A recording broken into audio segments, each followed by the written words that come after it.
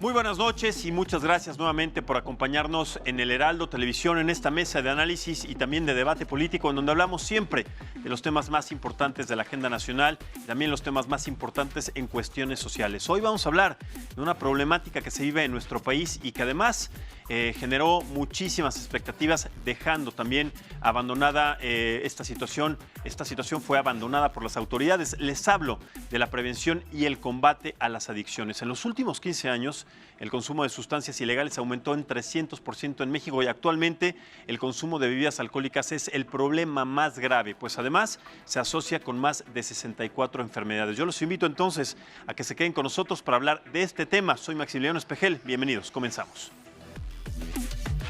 En el año 2016, 3 millones de personas en el mundo murieron a consecuencia del consumo nocivo del alcohol. En septiembre de 2018, la Organización Mundial de la Salud estimó que en el planeta hay 2.300 millones de bebedores. Algunos datos del informe de la OMC sobre alcoholismo en el mundo establece que hay 237 millones de hombres y 46 millones de mujeres que padecen trastornos por consumo de alcohol. El alcohol es factor de violencia, lesiones, problemas de salud mental y enfermedades como el cáncer o los accidentes cerebrovasculares. De todas las muertes atribuibles al alcohol, el 28% se debieron a lesiones como las causadas por accidentes de tránsito, autolesiones y violencia interpersonal. En México, según los resultados de la Encuesta Nacional de Consumo de Drogas, Alcohol y Tabaco 2016-2017, se muestra un aumento del consumo excesivo de alcohol que pasó de 12.3% de 2011 a 19.8% en 2016. En el caso de los menores de edad, se duplicó al pasar de 4.3% en 2011 a 8.3% en 2016. De acuerdo a la Encuesta Nacional de Adicciones, hay 2.2 millones de personas que tienen problemas con el consumo de sustancias psicoactivas. Y en ese sentido, ese es uno de los públicos que el sistema de salud debía atender para dar tratamiento y rehabilitación. Pero aquí el dato importante, además de este, es que 230,000 menores de edad tienen este problema. En México se mantiene un alza sostenida en el consumo de drogas. La marihuana es la de mayor crecimiento, tanto en hombres como en mujeres. El consumo de drogas ilegales entre adolescentes en México se duplicó de 2011 a 2016 al pasar de 2.9 a 6.2% respectivamente. Las mujeres de 12 a 17 años, el incremento fue del 205% respecto a 2011. El consumo de drogas ilegales entre personas de 12 a 65 años pasó de 7.2 en 2011 a 9.9% en 2016. Es un hecho que en los últimos años el consumo de alcohol y drogas aumentó significativamente en México y el mundo. El gobierno presentó la Estrategia Nacional de Prevención de Adicciones en mayo pasado. ¿Será esto suficiente para acabar con este problema de salud pública? La moneda está en el aire. Óscar Vargas, El Heraldo Televisión. Bien, lo escuchamos entonces, son estadísticas que hay que tomar en cuenta para analizar un problema de salud en nuestro país. Voy a presentar en este momento a los panelistas que me acompañan en este momento para analizar este problema. Está de mi lado izquierdo primero Vladimir Reyes, él es expadrino de Alcohólicos Anónimos, a quien le agradezco que esté con nosotros. Vladimir, muchas gracias y bienvenido. Gracias por la invitación y pues estamos aquí para discutir este tema tan importante para el país. Muchas gracias. Gracias, Vladimir. También está con nosotros Eduardo Hernández Tinajero, él es presidente de la Clínica del Tabaco, también lo conocen muy bien, ha platicado con nosotros acerca de diferentes temas, entre ellos la adicción al tabaquismo, la adicción a la marihuana y ahora en este caso la adicción que producen diferentes psicotrópicos, el alcohol, el tabaco, en fin, y las consecuencias. Muchas gracias, Eduardo. Bienvenido nuevamente. Gracias. Bien, y a mi lado derecho está Marco H. Él es testimonio de la Asociación Drogadictos Anónimos, también que nos acompaña. Marco, muchísimas gracias y bienvenido. Sí, muchas gracias, Marcos. Buenas noches y muchas gracias por la invitación. Al contrario, muchísimas gracias. Y también un poco más adelante escucharemos el testimonio de Rafael, un testimonio de Alcohólicos Anónimos que pasó un momento complicado, contará su historia, contará también a partir de qué momento y cuáles fueron las causas que originaron esta adicción y además en las circunstancias y la actualidad en la que se encuentra el día de hoy. Voy a empezar con esta pregunta acerca de lo que sucede en nuestro país con estas cifras, pero antes de empezar con este tema vamos a revisar algunas gráficas. Ya tuvimos a la mano hace un momento algunas cifras importantes, pero vamos a revisar puntualmente estas porque a partir de esto queremos también tocar un tema importante de adicción en nuestro país. El alcohol, las drogas y el tabaco son los principales problemas de adicción en nuestro país. Son 2.2 millones de consumidores de sustancias psicoactivas que existen en México. De ellos, esta cifra me parece sumamente dramática. 230,000 son niñas y niños o adolescentes. Es una cifra importante para tomar en cuenta. Además, el 71% de los mexicanos han consumido alcohol. 40% de ellos, de estos 71% de los mexicanos, son menores de edad. Estamos hablando prácticamente de la mitad de esta población que ha consumido alcohol o drogas, principalmente alcohol, son menores de edad. Estamos hablando del 40%, es una cifra verdaderamente dramática. Además, 300% fue el aumento en el consumo de sustancias ilegales en nuestro país en los últimos 15 años. 300%. 16 y 17 años son las edades promedio en las que se consume por primera vez alcohol o drogas en nuestro país.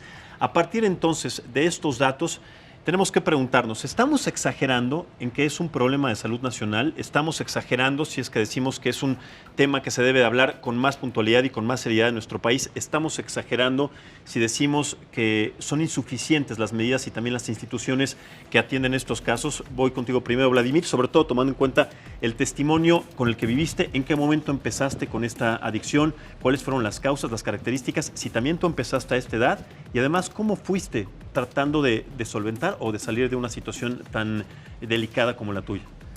Pues mira, yo soy maestro actualmente en escuelas. Mi situación fue la adicción, la dependencia hacia lo que era estar acompañado, o sea, buscar un refugio, una compañía, alguien con quien poder pues ser yo, ser libre. Es decir, ¿no? una herramienta social. Estabas en compañía de amigos, en compañía de amigos había alcohol, entonces para integrarte o para sentirte integrado consumías drogas y alcohol. El alcoholismo, sí, el alcoholismo básicamente porque estás en el ambiente juvenil. Estaba yo como de 19 años más o menos, fue un poco más grande. Pero aún así estabas en la universidad y estabas en el que hay que saltarnos la clase y vamos a tomar y terminábamos borrachos hasta morir. ¿En qué momento sentiste que se perdió el control en tu vida? Cuando tuviste el primer contacto con el alcohol, tenías estas visitas recurrentes con tus amigos, estabas empezando, quiero pensar yo, a tener la influencia de personas que pues no tenían posibilidades también de alentarte por medio de otras circunstancias a motivos prósperos o productivos. ¿En qué momento sentiste que perdiste el control? Ya no estaba en tus manos, sino era ya una adicción que se tenía que tomar en cuenta de una manera clínica. Pues fue cuando llegaba borracho a casa, entonces ya no me importaba nada. Ya no era como de sí estoy consciente que voy a llegar. No, era así como, no importa, a la hora que sea y que te van a regañar, sí, no pasa nada, mis papás ni me hacen caso, no hay bronca. Entonces prefiero estar con ustedes que estar acá. Tenías también entonces un problema de núcleo familiar, no había la atención de tus padres, no existía ese acercamiento hacia tu persona, hacia tu desarrollo, o por qué también sentías que si tus papás se daban o no cuenta, no era importante. No, sino lo que sucedía es que en mi casa había una libertad. El que confundió esa libertad en libertinaje fui yo. Okay. Entonces había como un me vale todo. No hay bronca, o sea, si me regañan, no importa. Si dicen, no importa. Yo soy el que manda. Entonces me volví muy adicto a estar, pero en el círculo, en el núcleo de los amigos. Correcto. Si no había amigos, entonces pues yo no me sentía como feliz. Pero cuando no hubo amigos, porque quiero pensar que en algún momento no hubo amigos y estabas tomando solo, ¿cómo fue entonces el desarrollo de este problema cuando ya no tenías amigos, cuando ya lo hacías de manera consciente o tal vez inconsciente, pero solitaria? Yo lo que hacía era comprarme mi caguama hasta para hacer la tarea. Entonces me la tomaba, pero obviamente no había como esa sensación de la fiesta, estamos todos aquí. Me empezaba a sentir vacío, me empezaba a sentir solitario, solo. ¿Sentiste que bajó tu rendimiento académico a partir Sí, del exceso del consumo de alcohol? Sí, dejé de entrenar, dejé de jugar, dejé de hacer las cosas que me gustaban, que me apasionaban. Correcto. Jugué. Marco, ¿tú te sientes identificado con este testimonio? ¿Empezaste a qué edad? ¿Cuáles fueron los motivos en tu caso? Porque, bueno, en tu caso fueron no solamente el alcohol, sino también las drogas. Claro. Empezaste con una, de alguna manera ligera, hasta que se fue incrementando el consumo y además la cantidad, ¿no? Fíjate que hablabas de algo bien importante. Esto hay que puntualizarlo bien porque mucha gente, hay una ignorancia muy grande acerca de las adicciones en México. Por eso es que a veces no entendemos. Un individuo que padece una adicción, principalmente su problema es la pérdida de control. Él no puede, hablabas de eso, ¿no? Sí, el exacto. control. No puedes controlar. ¿A qué se debe esto? A que nosotros, las personas que sufrimos algún tipo de adicción, hay un problema más que emocional, tiene que ver con el cuerpo y con la mente de las personas, en su metabolismo. Digamos que cuando yo consumía algún tipo de sustancia, mi cuerpo no la metabolizaba, ¿no? Ya sea alcohol o ya sea droga. Y en ese momento yo podía perder el control, que eso no sucede en otro tipo de personas. O sea, el porcentaje aquí está muy bien, pero el problema son los hechos. La situación que vive un adicto en su problema tiene que analizarse desde que, bueno, pues ahorita hay un profesional que tiene que ver con el cuerpo y con la mente. Yo perdí el control desde la primera vez que consumí. O sea, yo no recuerdo haber tomadome una copa o haber consumido un cierto límite con la droga. Desafortunadamente mi mente y mi cuerpo tienen una alergia y una obsesión. O sea, se desconectaron en el primer contacto con estas En el sustancias. primer Es decir, en el momento que tú probaste, tuviste el primer contacto con el alcohol, con las drogas, no tuviste una generación de conciencia de decir, híjole, esto está peligroso, voy a tratar de moderarme, sino que automáticamente caíste en las garras y en la dependencia de las drogas y el alcohol. Sí. Y a la pérdida de control, que es lo importante. Y a la pérdida de control. Eduardo, a ver, cuando hablamos exactamente de la pérdida de control, sobre todo en los agentes psicotrópicos y además en lo que establece el cerebro y la condición humana, empezando por la conciencia, ¿cómo podemos contemplar entonces un problema de esta naturaleza? ¿Lo podemos llegar a controlar por diferentes situaciones? ¿Es algo que nos lleva a volvernos adicto por situaciones familiares, por situaciones, como dice Vladimir, para convivir con un grupo de gente, porque tenemos una necesidad, un vacío? En tu experiencia, ¿cómo podemos entonces reflejar que además, desde la época en la que ellos empezaron a consumir alcohol y drogas, hasta el momento se ha incrementado en 300% y sobre todo en menores de edad de 14 a 16 años, en 40% de estos casos todavía, inclusive chicos que empiezan desde los 13 años. Danos un panorama, sobre todo en tu experiencia, acerca de esto y hablando sobre el control, porque hay veces que el cuerpo humano no puede controlar una dependencia, una adicción de este tipo. Vayamos a la base para poder darle al público una idea de por qué se desarrolla un trastorno de uso de alcohol.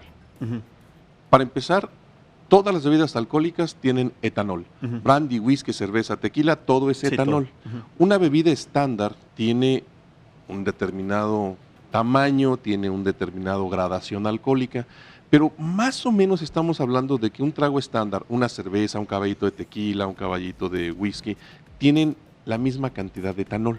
Se considera un trago estándar. Claro, pero a ver, para ser sinceros, todos nos hemos tomado una cerveza, un whisky, pero no caemos en el primer momento de probar una sustancia como estas en el alcoholismo, que es justamente lo que platicaba con Marco. ¿Cómo viene esta parte del descontrol? ¿En qué momento, a qué se asume? Todas las bebidas alcohólicas tienen etanol. El 80% de la población, más o menos en términos generales, no desarrolla un trastorno de abuso de alcohol. Okay. Hay otro porcentaje, entre un 15 y un 20%, que tiene una metabolización más rápida del etanol. Esto, en primera instancia, a nivel hepático. Como lo que te sucedió a ti, Marco. Sí. No es un tema de decisión, es algo importante que hay que hacerle ver a la población. Primero, déjame explicar este proceso desde el punto de vista de la operación del hígado. Tú bebes alcohol y este alcohol no se asimila directamente en el cuerpo humano, se tiene que descomponer en azúcares. Para hacerlo, el hígado utiliza una enzima que se llama glutatión para descomponer el etanol y hacerlo acetato. Esto ya puede ir al torrente circulatorio de una forma inocua. En términos coloquiales, ¿qué estamos diciendo? ¿Que el hígado entonces no tiene este control para metabolizar estas sustancias y lo lleva directamente al torrente sanguíneo? El hígado es el órgano que se encarga de filtrar todas las sustancias que llegan a nuestro cuerpo. Es una fábrica de seguridad. A eso me refiero. Entonces, en este caso, no pasa por ese proceso. Sí pasa, pero déjame concluir la explicación. Okay. Se crea un desecho que se llama acetaldehído. El acetaldehído es hasta 30 veces más tóxico que el mismo etanol. Entonces, regresemos a la base del 80% de la población que no puede desarrollar un trastorno de abuso de alcohol. Cuando comienza a ingerir alcohol, su hígado comienza a llevar a cabo este proceso de metabolización y el desecho acetaldehído se comienza a incrementar. El acetaldehído es muy tóxico y eso hace que la persona diga, ya no quiero más. Es importante hacer referencia a que estas personas no se embriagan.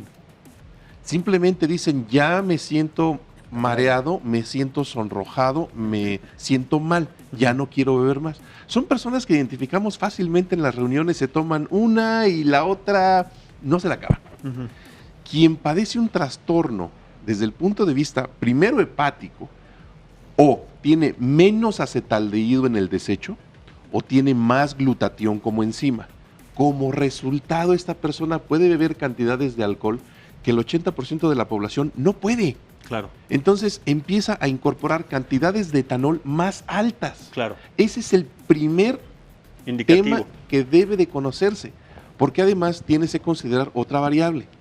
¿A qué edad se empieza a beber alcohol en México? Edades muy Sí, tempranas. 13, 14 años, ya lo vimos. Este modelo del charro cantor, borracho y pendenciero le ha hecho mucho daño a México. En México el alcohol corre a borbotones. En 2003, la Organización Mundial de la Salud, a través de la OPS, liberó un estudio en el que México es el país que más alcohol consumía de América Latina, Sí. con 32 litros de alcohol puro por hombre por cada cabeza Claro, en México. pero a ver, cuando hablamos de tabaquismo, se llegó a una legislación para prohibir los comerciales de tabaco en televisión. ¿Por qué no sucede lo mismo con el alcohol si es tan o más dañino que el tabaco? Porque la industria alcoholera tiene cabilderos bien pagados, Pero también el poderosos, tabaco. que llegan... Sí, El tabaco es una pero industria millonaria. en el convenio marco para control del tabaco que se firmó por México en la ratificación, nos comprometimos a retirar la publicidad, cosa que se ha hecho, se ha avanzado en tabaco.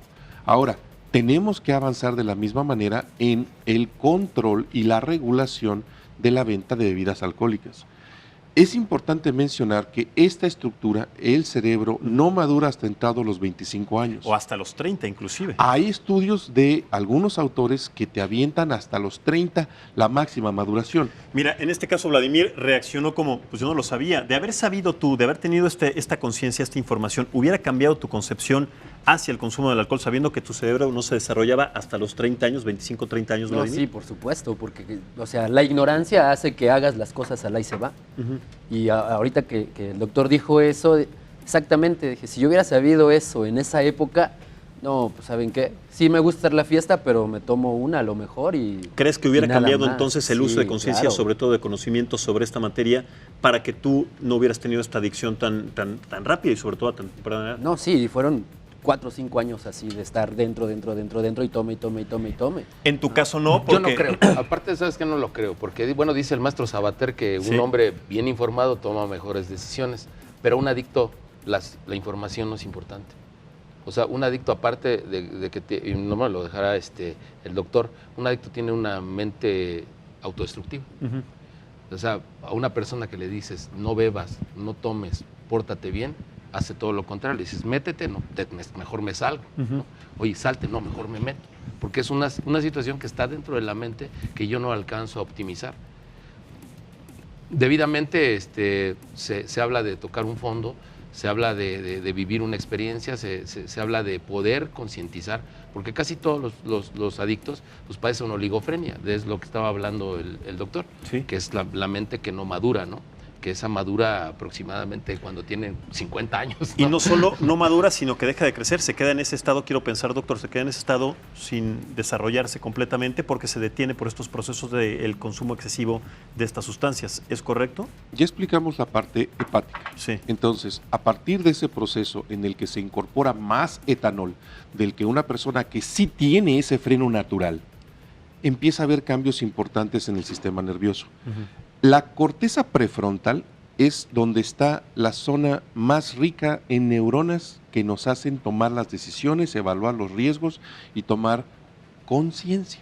Pero en este caso Ahora. estamos hablando de un 20% que nos dijo que no tiene esta capacidad para racionar. A nivel hepático Sí. puede beber más etanol. Sí. El otro 80% no, pero este 20% sí. Entonces este 20% comienza a llevar cantidades de etanol más altas y de acetaldehído más altas al torrente circulatorio, y la primera zona que se ve impactada es la corteza prefrontal. Sí.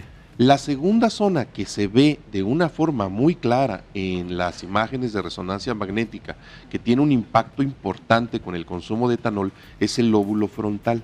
Se va disgregando el tejido, se va haciendo menos cohesionado. Se ve en imagenologías a simple vista, no hace falta meterlo en una pantalla muy compleja, se puede ver. Sí, pero en un adicto siempre es se alcanza a ver, hay no sé si tengan la oportunidad de ver un video de una coach en adicciones, y ella habla, se llama Nora Volkoff, y ella dice que casi todos los adictos, todos sus neurotransmisores están al 20%. O sea, lo que tendría que ser lo que regula la dopamina, serotonina y todas las situaciones que hacen que yo vea el mundo de una manera más óptima, en un adicto están disminuidas. Cuando tú ocupas más y más y más sustancias, debería de ocupar el efecto básico de ponerte feliz o de estar o tranquilizarte, claro. Pero ocurre todo lo contrario. Claro, se genera entonces una dependencia a partir de la sobrecarga de estos psicotrópicos, doctor. Sí, de hecho, la doctora Nora Volkoff es la directora del Instituto Nacional de Abuso de Drogas de los Estados Unidos. Así es. Y mexicana. Cuando esta área se comienza a disgregar, y aquí tienes la voluntad consciente, esta parte del cerebro, que es el mesencéfalo, el cerebro primitivo, aquí las funciones son comer, beber, reproducirse. Entonces, tienes un cerebro que ha tenido un impacto de etanol, de acetaldehído, de los metabolitos, en el lóbulo frontal, en la corteza prefrontal, que es la que tiene la conciencia. Por el otro lado, esta área se ve exacerbada por la ingesta de esta sustancia. Como resultado, se pierde el control. El paciente sabe que se va a meter en problemas, pero cuando comienza a beber, esta área toma control, esta área ya no está en conciencia, y ahora viene la problemática del abuso de la bebida. Si bien entendimos, pudiendo hacer que los niños y adolescentes conozcan esta información de primera mano, de forma objetiva, sencilla, para que puedan decidir, coloquial.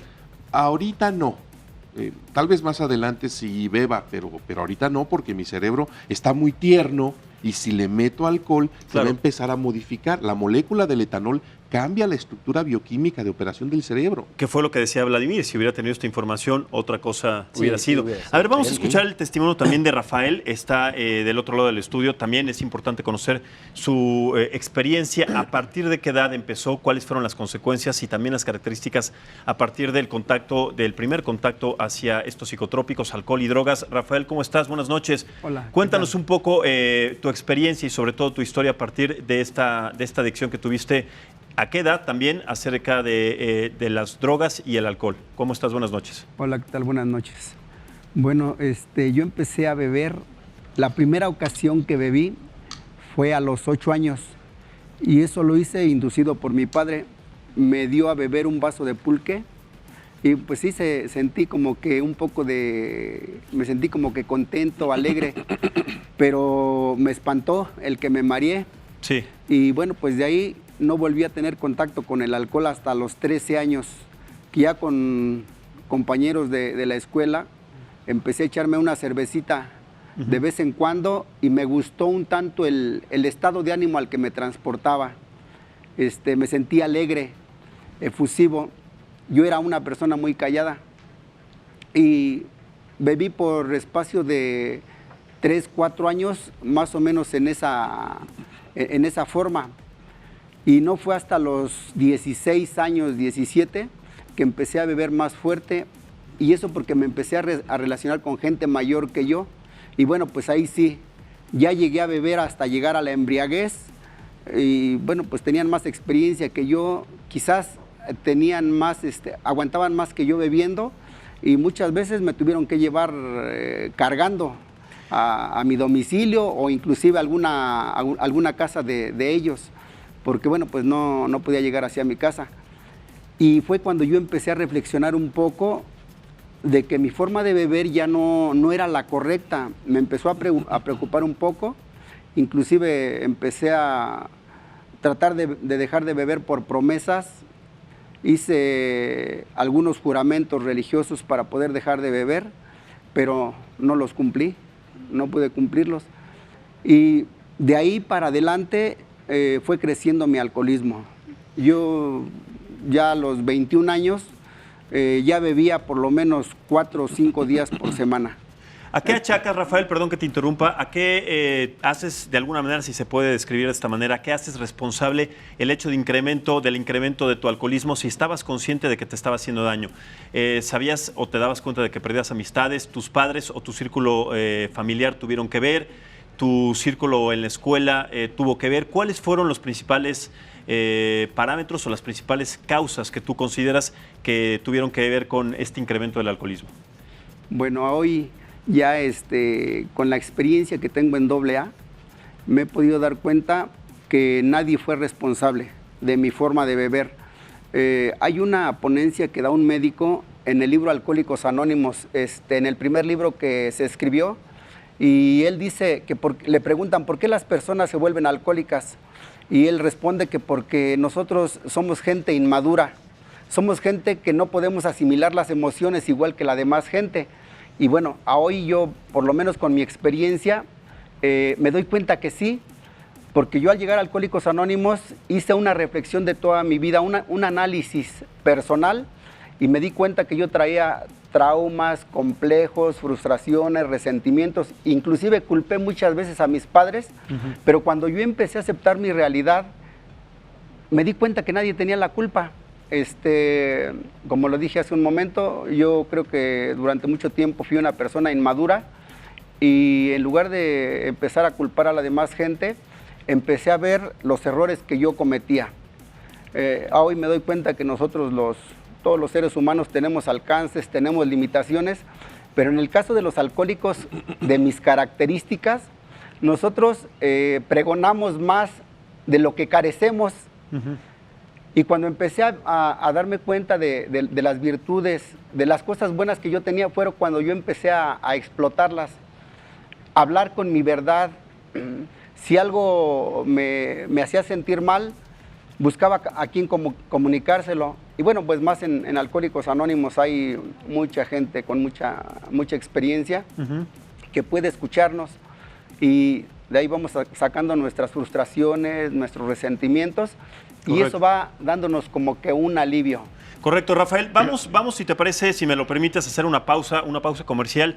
Vamos a seguir escuchando tu testimonio, también el de Marco, el de Vladimir, también cuáles son las consecuencias metabólicas y además técnicas, estos procesos también que tenemos que entender de la información que es importante. Después de esta pausa, estamos tocando el tema hoy acerca de las adicciones. Es un problema de salud pública severo en nuestro país. El incremento de personas adictas al alcohol, a las drogas, es verdaderamente dramático. Vimos al principio de este programa cuáles eran las cifras, sobre todo en menores de edad. Vamos, si les parece, antes de seguir con los testimonios de Rafael, de Marco y de Vladimir, a revisar una prueba de función hepática que el doctor Eduardo nos hizo el favor de traer y que nos explique también técnicamente, de manera muy coloquial, si es posible, Eduardo, acerca también de estos reflejos y además de las características y condiciones que podemos establecer a partir del uso de todas estas sustancias. Vamos a verlo aquí y escuchamos la explicación de Eduardo. Ahora ahí está. Este es un análisis de un paciente que tiene un trastorno de abuso de alcohol severo. Como ven, hay una referencia que dice alto, alto, alto, alto, alto. Sí. Estas son pruebas de transaminasas, son las enzimas hepáticas que se ve cómo están completamente fuera de rango. Esto es porque... Pero ¿cuál sabe cuál es el rango normal? ¿Cuál es el rango...? Afortunadamente, hoy en este tipo de análisis nos dan los comparativos. Del lado derecho están las referencias a temperatura ambiente que dice dónde debe de estar. Vamos a ver la tercera, deshidrogenasa láctica. Sí. Tiene un se valor, refiere, coloquialmente.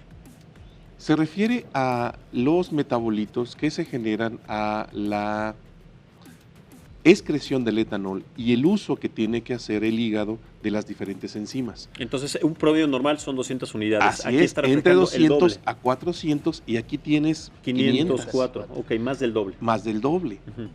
Gamma glutamil transaferasa, la que está abajo, está casi en 800. No, bueno, cuando el rango normal es de 5 a 7. Entonces, en 800. ¿qué sucede? Ajá. El hígado empieza a tener una carga adicional que le comienza a ser fibroso físicamente. No solamente las enzimas están fuera de rango, sino que el hígado comienza a sufrir desde el punto de vista físico. Se está haciendo fibroso. A ver, quiero escuchar el testimonio acerca de estos gráficos que nos dio. Físicamente, ¿tú cómo te sentías? O sea, estamos viendo aquí términos científicos en un principio complicados de entender, pero físicamente, en tu experiencia, Marco, ¿cuáles eran estas primeras sensaciones? ¿Cuáles eran los malestares que sentías tal vez en el hígado, en la cabeza, en la visión, en diferentes... No, pues todo el tiempo estás mal, ¿no? Físicamente estás deteriorado. Tienes úlceras, hemorroides, te sientes con temblores, o sea, la situación... ¿Y por qué buscas más entonces? ¿Cuál es para la razón? apaciguar. Fíjate, hay una parte que él hablaba del libro, Rafael. que habla de un doctor, y dice que el alcohólico bebe esencialmente porque le gusta el efecto que le produce el alcohol. Dice, la sensación es tan elusiva, o sea, que te saca de la realidad, que después de un cierto tiempo no reconoces lo verdadero de lo falso. O sea, pierdes la realidad. Ya no está bien el consumo, lo único que necesitas es la siguiente dosis, el seguir consumiendo. Y así funciona, no nada más en las cuestiones adictivas de las sustancias, sino también las personas que son adictas a las personas, ¿no? La mayor adicción que tenemos los seres humanos creo que es al aplauso, al reconocimiento, ¿no? Pero las adicciones como tal en sustancia son tan agresivas que por eso se pierde la vida. ¿Te arrepientes de algo, Marco? En estos momentos de mi vida no. No te arrepientes. Ya no. ¿En ese momento? En ese momento no sabía cómo salir. ¿Cómo cambió entonces este planteamiento de sí sentirte arrepentido en ese momento y ahora no? Hasta que me pude dar cuenta de mi error. ¿Cómo me di cuenta de mi error? Hasta que llegué a la conciencia de mí mismo, hasta que tuve que tocar un fondo, hasta que me di cuenta que estaba equivocado en todos los departamentos de mi vida. A ver, cuéntanos si es posible, ¿qué fue lo más indignante que hiciste? ¿Qué fue lo más vergonzoso, lo más dramático que sucedió en tu vida a partir de este consumo excesivo de drogas y alcohol? Pues yo creo que... De lo que tal vez en pudieras general estar siempre arrepentido. nosotros los adictos perdemos la realidad. Entonces te relacionas con personas que no te debes de relacionar, haces cosas que no debes de hacer. ¿Como en cuáles, general, por ejemplo? No sé, pues cometes delitos, pues terminas haciendo pues de ti una piltrafa humana. O sea, ¿en algún momento robaste para conseguir alcohol? En algún momento sí y no nada más para eso, sino para consumir drogas y eso. Sí, drogas, alcohol. En general. ¿Robaste a seres queridos, no solamente extraños? ¿Robaste a tus padres, a tus amigos, a personas que estaban cerca o vinculados directamente contigo? A quien podía. No solamente extraños, sino también a personas cercanas a ti. ¿No? O sea, defraudaste de alguna manera también la confianza de todas estas personas. Defraudas primero la tuya, pero no lo reconoces, no lo entiendes. Hasta que después de un proceso, es lo que te digo, que nosotros empezamos a entender cuando hay un reconocimiento de tu error. Si yo no reconozco mi error, nada va a existir en la conciencia. Entonces, ¿por qué en ese momento estabas arrepentido y ahora no? Sabiendo y teniendo conciencia de todo eso que sucedió. Porque el arrepentimiento sin obras no funciona. Y puedo sentir estar arrepentido, pero mis conductas seguían siendo las mismas. ¿Qué sucede cuando ya no te arrepientes? O sea, te das cuenta que lo que tiene que funcionar es una conducta nueva, no el arrepentimiento como tal. Claro. ¿Y bajo qué parámetros entonces ahora, porque eso es una enfermedad incurable, has controlado esta parte de tu cuerpo, de tu conciencia, para no volver a caer en esta adicción a las drogas? Al menos en las adicciones estoy seguro de que día a día funciona no consumir.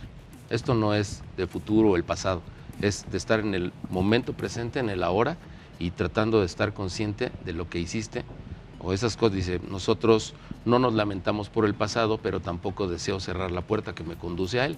¿A qué me refiero? Es que el pasado únicamente voy para investigar por qué estoy así en este momento. Correcto. Nada más por eso. Vladimir, tu historia también, ¿te sientes arrepentido de algo? ¿Qué fue lo peor que hiciste en su momento cuando tenías una adicción grave? Lo peor que hice fue amanecer abrazando el del baño. Un excusado. Un excusado, porque hasta fotos me sacaron de lo que vomité, de lo que estuve ahí tirado en el suelo abrazándolo, y de repente cuando desperté fue así de... ¿Eso fue lo peor que hiciste? ¿No robaste nunca? ¿No cometiste algún robé. delito? No, eso sí no. ¿Te sientes arrepentido de algo? En este momento no, nada. ¿Por qué? Porque amo mi historia. Porque si no hubiera sido por esa historia, hoy no sería lo que soy. Hoy no podría decirle a mis alumnos, ¿saben qué? Esto provoca así y así, y les cuento mi historia sin vergüenza y sin pena. Porque eso ayuda a que muchos dejen y desgraciadamente, como vimos en las estadísticas, muchos más pues, siguen el camino, ¿no? Pero a ver, ¿crees que a partir de esta condición que sufriste a muy temprana edad, te consideras mejor persona hoy en día? Si no hubieras tenido ese, yo sé que lo hubiera no existe, pero si no hubieras tenido ese episodio en tu vida, ¿quién sería Vladimir hoy? ¿Quién sería? Pues posiblemente a lo mejor un exportero profesional porque estaba yo más metido en la parte del fútbol, pero la decepción de no haber podido llegar a primera división fue una de las claves que me empezó a empujar a olvidarme de todo ese tipo de cosas y entonces yo me sentía como frustrado en mi vida, ¿no? Entonces, ¿crees que el alcohol truncó tus sueños muy jóvenes desde el principio? Parte de, sí. ¿Y cómo te sientes ahora con otro tipo de proyectos, con otro tipo de vínculo con estos alumnos, con la vida a partir de esta adicción? Agradecido porque ponen en mis manos su confianza de cómo poder salir de muchas de sus adicciones, alcohol, tabaco, drogas, codependencias y todo ese tipo de situaciones que yo trabajo con ellos todos los días como orientador también en unas preparatorias en donde hablamos sobre estas situaciones. Ahorita cuando mencionó el doctor sobre lo del cerebro, se me hizo muy interesante porque es algo que a nosotros dentro de la escuela no se lo muestran a los chicos. O sea, nada más le dicen, no tomes, porque si no, te va a ir mal.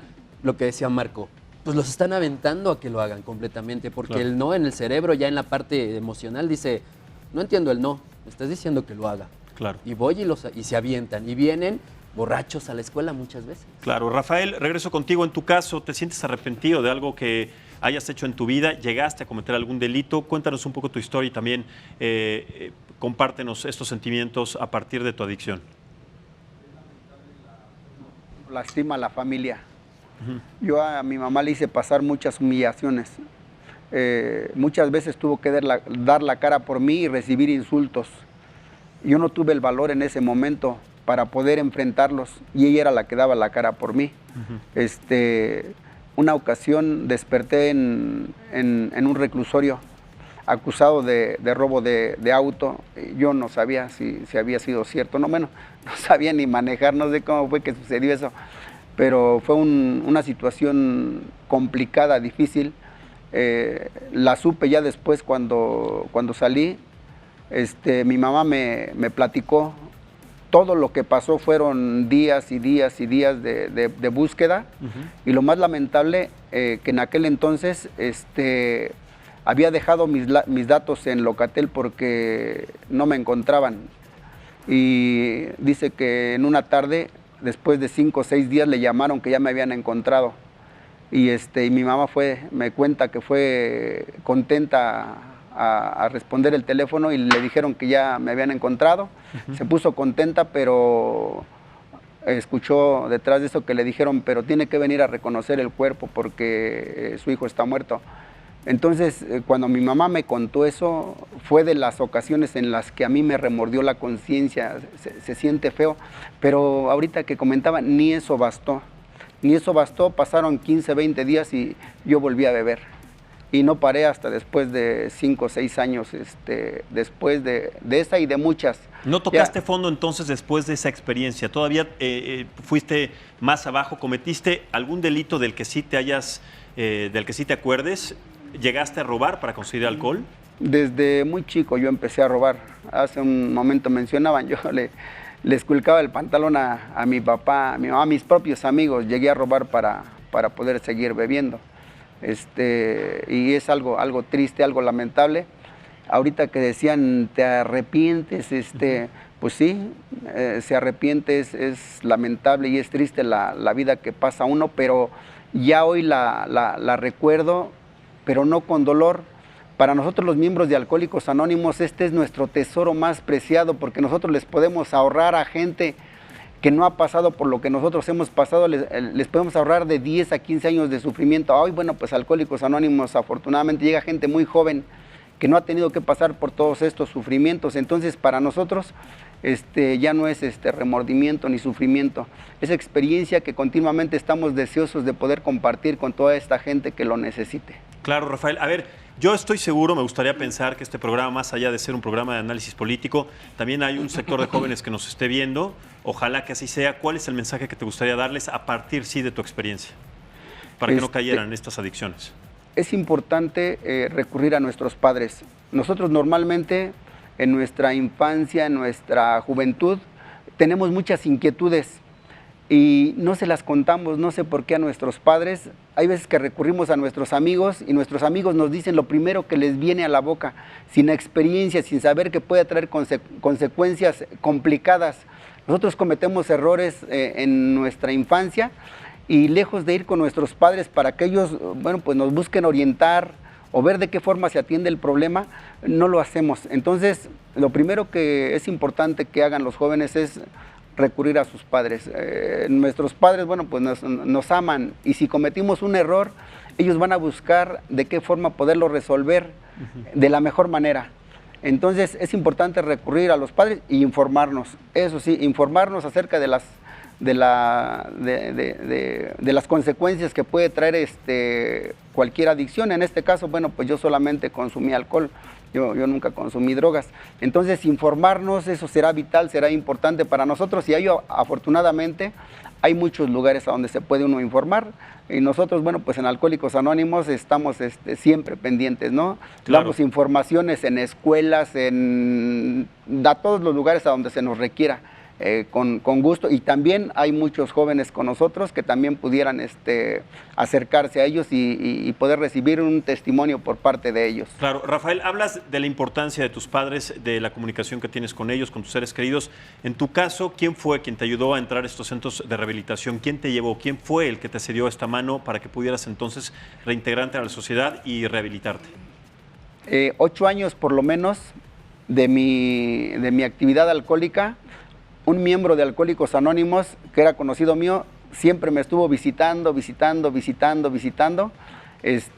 informándome de qué se trataba. Y bueno, pues fue hasta después de mucho tiempo que yo hice caso, pero fue gracias al mensaje que él me transmitió como me pude acercar al grupo de Alcohólicos Anónimos. Claro, y rápidamente, ¿estuviste en algún momento cerca de la muerte? ¿Sentiste que más allá de esta historia que nos cuentas, en donde tu madre tenía esta información de que tenía que ir a reconocer tu cuerpo en otro lugar, después de que nos cuentas que sí seguiste consumiendo, ¿estuviste cerca de morir por un accidente, por alguna razón?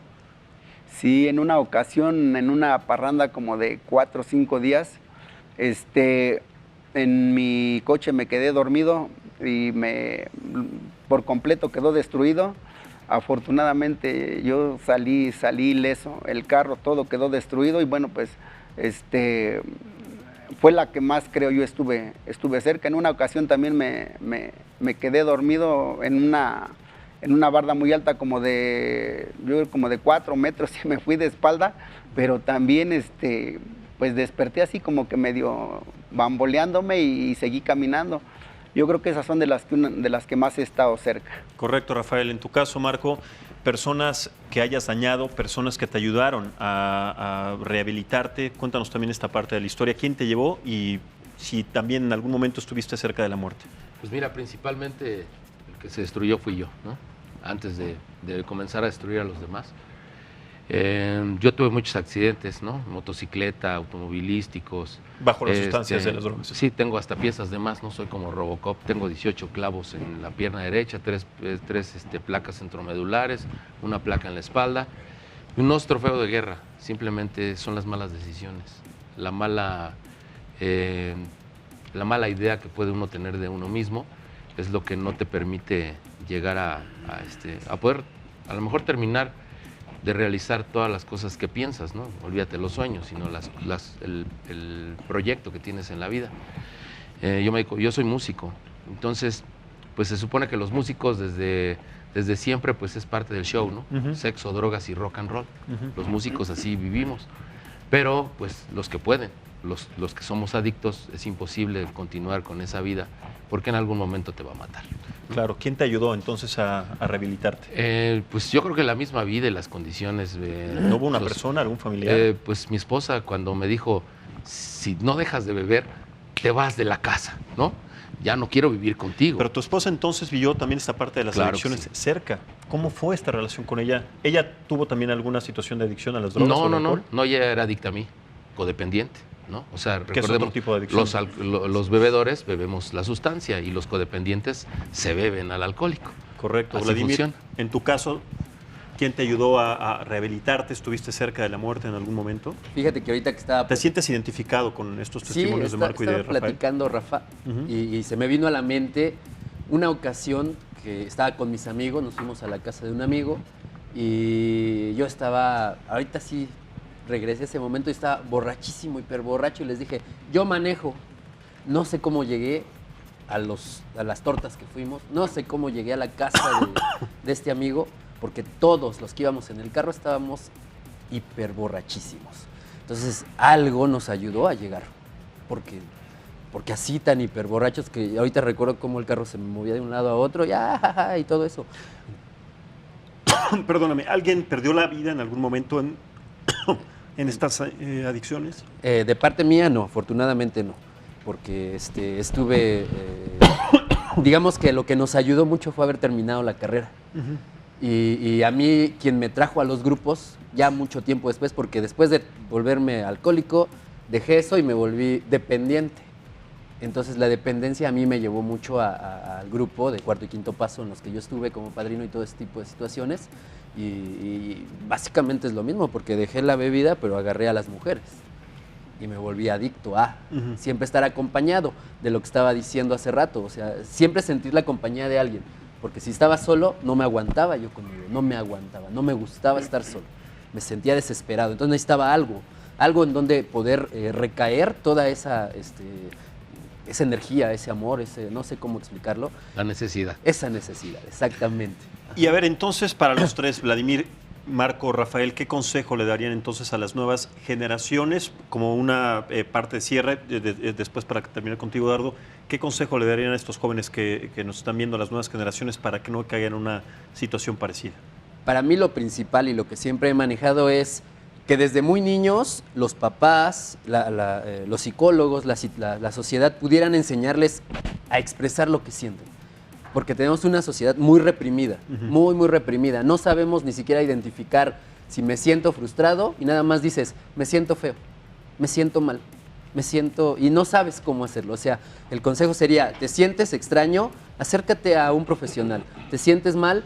Ve por favor al psicólogo, ve al psicoanalista, no sé, a alguien que te pueda enseñar cómo llevar tus emociones, porque en la escuela estamos muy verdes para ese tipo de cosas. Correcto. Muy verdes. No existen programas Existen, pero no pero funcionan. nos lo dejan a alguien que, por ejemplo, a un maestro que ni él mismo se llega a conocer. Entonces es complejo. Con este tema voy a cerrar después finalmente contigo, Eduardo, acerca de estos programas que no existen y que además no generan este vínculo con los jóvenes actualmente. Marco, en tu caso, ¿qué te gustaría decirles a los jóvenes? Pues yo creo motivo de que consejo? para todos, ¿no? Buscar un método de autoconocimiento, el que sea, hay muchos métodos de autoconocimiento, porque creo que el principal problema que tenemos todos los seres humanos es que no sabemos elegir. No hay elecciones, nadie te enseña a elegir con quién te debes de casar, con quién qué debes de estudiar. Pero en el momento que se elige pensamos que es la mejor decisión en ese momento hasta que sucede. Pero no otra están cosa. evaluadas con las situaciones reales, ¿no? O sea, hay que empezar a comprender que el ser humano es una máquina muy compleja y que está diseñada por ciertas cosas. Entonces, yo sí le recomendaría a cualquier persona que busque un método de autoconocimiento, porque a veces ir con un psicólogo o ir a un grupo o ir a destiempo a situaciones que no son para ti, lo único que hacen es restar el tiempo a que tú puedas llegar a conocerte. Correcto. Rafael, en tu caso, ¿qué consejo le darías a los jóvenes con los que estás en contacto, a los que les puedes hablar o en este caso a quienes nos estén viendo? Bueno, me gustaría a los padres de familia. Es importante aprender a conocer a nuestros hijos. Cuando uno aprende a conocer a sus hijos, se da cuenta cuando ellos son inquietos, cuando tienen algunas dudas, cuando tienen alguna preocupación. Y bueno, ya ahorita hablaban un poco, la atención psicológica yo creo que a temprana edad es vital y es importante. Y para las personas que, bueno, pues ya hoy, decían ustedes, la juventud, ya ha crecido mucho el consumo en ellos de alcohol, no duden en acercarse a un grupo de alcohólicos anónimos a recibir información, solamente van a recibir información, y si no, pues me gustaría también invitarlos a www.aa.org.mx .org.mx. Ahí van a poder encontrar toda la información que requieran. Correcto. Rafael, muchísimas gracias por tu testimonio. Doctor, Gracias. rápidamente, entonces, si los tres coinciden en que no existe un programa de educación en las escuelas, este conocimiento, acercar en esta materia a los jóvenes, entonces, ¿de qué manera? Sobre todo en el plano coloquial, más allá de los términos científicos que sabemos y que entendemos con base en su experiencia, ¿de qué manera entonces integrar un programa de educación para evitar las adicciones en las escuelas en su experiencia? Tiene que ser un programa de prevención con base en evidencia. Eso se refiere a enseñar el funcionamiento del organismo, a mostrarle a los muchachos cómo cambia a la experimentación, porque uno de los mitos ¿Pero eso es con difundidos, testimonios, con gente real que vaya a las escuelas, con exadictos? empezaría por enseñar el funcionamiento del sistema nervioso. Pero eso forma luego se sencilla. vuelve muy científico. No, pero de forma sencilla, porque si te pones a explicarlo en términos técnicos, nadie va a entender nada. Claro, y Se van a trata perder la de que atención, ¿no? ellos tengan competencia en ejemplos sencillos que para ellos sean relevantes. Ahora, ¿qué tanto de ayuda sería mostrar videos, si es que se puede decir así, explícitos sobre accidentes o sobre lo que puede causar una adicción? Mira, en nuestra experiencia, lo que nos ha funcionado, y ya tenemos en esto 2 décadas, es explicarle al paciente por qué consume de una forma irregular. Una vez que tiene eso claro, ayudarlo a retirar la sustancia del sistema nervioso, mantener abstinencia de largo plazo. Porque Pero es ¿cómo un comunicar eso a los contexto- chicos, a los jóvenes? A los más pequeños, si trabajamos desde 4º año de primaria, hay que enseñarles que sus cerebros están muy tiernos, que si experimentan con alcohol, tabaco, cannabis, hay cambios físicos permanentes, que entre más jóvenes son, más cambios hay y más problemas pueden tener en el futuro. En esos términos, cuando estamos hablando con niños de primaria, conforme vas trabajando con secundaria y preparatoria, vas haciendo un poco más de información específica en base a lo que ellos necesitan saber. Algo que los padres de familia deben tomar en consideración. Es una mala idea darle alcohol a los chicos porque su cerebro no se ha desarrollado. Ellos creen que están haciendo bien porque los preparan para cuando estén allá afuera no se embriaguen. Lo que hay que hacer es evitar que entren en contacto con el etanol hasta que su cerebro haya madurado, porque como vimos en los testimonios, se entra en contacto con el etanol a edades muy tempranas. De manera que en las escuelas hay una responsabilidad social no solamente de cobrar las colegiaturas para las privadas, y para las públicas tienen la responsabilidad de implantar programas de prevención que den resultados. ¿Se tendría que entonces considerar obligatoria una materia para el conocimiento y sobre todo Educación para la salud debería ser materia fundamental. como la educación sexual, que también en algún momento lo hemos Sí, planteado, también la educación en cuanto a... Porque ahí mencionaba Marco, se toman decisiones incorrectas y si no tienes la información adecuada, lo más probable es que las decisiones no sean las más acertadas. Debe de haber un conocimiento correcto. Te traje este libro porque precisamente habla de cómo dejar de fumar y prevenir otras adicciones. Lo publica Trillas, te lo voy a obsequiar. En la clínica del tabaco lo que hicimos fue recolectar la experiencia de los pacientes, tratar de explicar los términos técnicos de una forma sencilla para que puedan prevenir cualquier sustancia y detener el consumo. Los programas con base en evidencia los pueden descargar de clinicadeltabaco.org. Ahí está la metodología de cómo implantar un programa de prevención en escuelas, en empresas, hacer espacios libres de humo de tabaco, incidir en la cantidad y la frecuencia de consumo de etanol. Hay algo que me gustaría hacer referencia.